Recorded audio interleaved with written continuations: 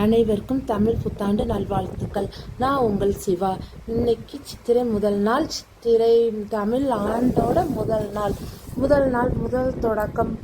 எல்லாமே நல்லதாகவே அமையட்டும். நீங்கள் எல்லாம் சித்திரை விஷு செலிப்ரேட் பண்ணியிருப்பீங்கன்னு நான் நம்புகிறேன். எங்களுக்கு தவிர்க்க முடியாத காரணத்தினால் சித்திரை விஷு செலிப்ரேட் பண்ணலை. எல்லாருக்கும் நல்லது நடக்கட்டும். நாங்கள் காலையிலேயே அம்மா 5:30 எழும்பி குளித்து கோலம்லாம் போட்டாங்க. கோலம் போட்டுட்டு நாங்களும் கோயிலுக்கெல்லாம் போயிருந்தோம். கோயிலுக்கு எந்த கோயிலுக்கு போகணும்னு பார்த்தீங்கன்னா, எங்கள் ஊரில் உள்ள கடல்கன்னி விநாயகர் கோயில். ஃபஸ்ட்டே விநாயகர் கையிலேருந்து நம்ம தட்சணையை தொடங்குவோன்னு அங்கே போனோம். விநாயகர் கோயிலுக்கு போனோம். அங்கே போயிட்டு அதுக்கப்புறம் எங்களோட அம்மன் கோயிலுக்கு போனோம். 2 கோயிலுக்கு நாங்கள் காலையிலேயே போயிட்டு வந்தாச்சு.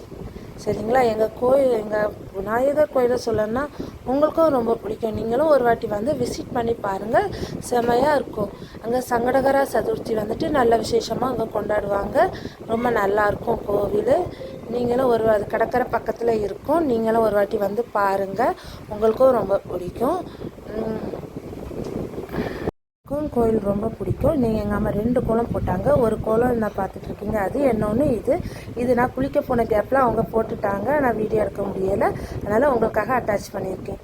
இது என்னோட அவுட்ஃபிட். எப்படி இருக்குன்னு கமெண்ட் பண்ணுங்கள். சரிங்களா? இப்போ நம்ம கோயிலுக்கு போகலாமா? இது கோயிலுக்கு நடந்து தான் நாங்கள் போனோம். எப்போவுமே அது நடந்து போகிற அளவு டிஸ்டன்ஸில் தான் இருக்கும். 10 மினிட்ஸ் தான் ஆகும். வீட்டிலேருந்து கோயிலுக்கு போனால் 10 மினிட்ஸ் தான் ஆகும். கோயில் பாருங்கள். அடுத்து கோயில் தான் வரும். செமையாக இருக்கும் கோவிலும். சின்ன கோயில் தான், ஆனால் அழகாக இருக்கும் கோவில்.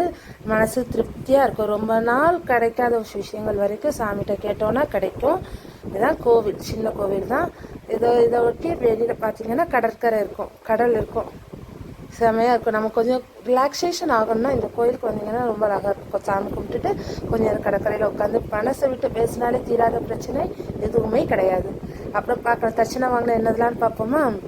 சரி, இப்போ பார்க்கலாம். ஃபஸ்ட்டு அரிசி. இது எனக்கும் என்னோட பொண்ணுக்கும் கிடச்சிது. சேர்த்து வச்சுருக்கோம். 2 பாக்கெட் அரிசி இருக்கும். 2 பாக்கெட் அரிசி இருக்கா?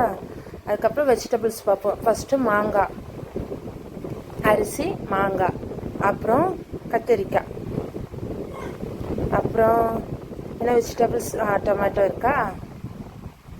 அப்புறம் டொமேட்டோ ரெண்டு பேருக்குள்ள சொன்னல, அதனால் 2 தக்காளி வச்சுருக்காங்க. சரிங்களா? அதுக்கப்புறம் சில வெஜிடபிள்ஸ் நிறைய கொஞ்சம். அப்புறம் என்ன வெஜிடபிள்ஸ் பார்த்தீங்கன்னா, வாழைக்காய் கிடச்சிச்சு. வாழைக்காய் 1, அப்புறம் ஒரு வழுதலங்காய். அப்புறம் என்ன காய்கறின்னு பார்த்தீங்கன்னா வெள்ளரிக்காய் கிடச்சிச்சு. வெள்ளரிக்காய், அப்புறம் ஒரு பொட்டேட்டோ, ஒரு உருளைக்கிழங்கு, அப்புறம் என்ன காய்னா ஒரு ஆனியன் 1, பச்சை மிளகாய், கொத்தவரங்காய், அப்படி அவ்வளோ காய்கறி. இந்த காய்கறி இன்றைக்கி எங்களுக்கு சமையலுக்கு ஓகே தான். கேரட், நம்ம சாம்பார் சாதம், இன்றைக்கி நம்ம வீட்டில் இன்றைக்கி சாம்பார் சாதம் தான் வைக்க போகிறோம். இன்றைக்கி கோயிலில் கிடச்ச டோட்டல் வெஜிடபிள்ஸை போட்டு காய்கறி. அடுத்து நம்ம அம்மன் கோயிலில் தட்சணை. இதுதான் தட்சணை எங்களுக்கு கிடச்சிது. எனக்கும் என் பொண்ணுக்கும் 2 அண்ணன் இருக்கா. அப்புறம் அங்கே என்னெல்லாம் கிடச்சின்னு பார்த்தீங்கன்னா, அங்கேயும் டொமேட்டோ,